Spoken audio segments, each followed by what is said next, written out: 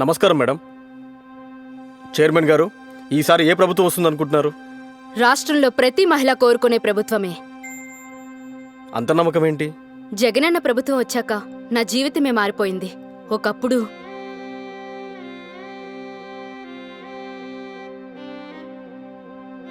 ఏయ్, తొందరగా కాని, బట్టలు ఉతకాలి, గిన్నెలు కడగాలి. లక్షల్లో కట్నమిచ్చే వాళ్ళని వదులుకొని వద్దురా అని ఎంత చెప్పినా వినకుండా ఈ ముద్రష్టబ్దాన్ని తీసుకొచ్చి మా నెత్తిన పెట్టాడు. ఇదంతా మా కర్మ. దీన్నని ఏం లాభం?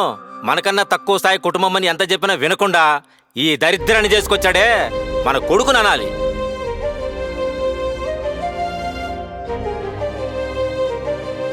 కానీ నేడు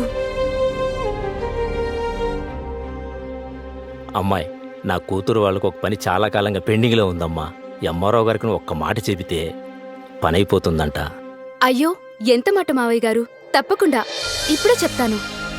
నా బంగారు తల్లి, నా ఇంటి అదృష్ట దేవత, నువ్వు మా ఇంటి కోడలుగా రావడం అదృష్టం. మా జగనన్న ఇంట్లో నా స్థాయిని పెంచాడు, సమాజంలో గౌరవాన్నిచ్చాడు.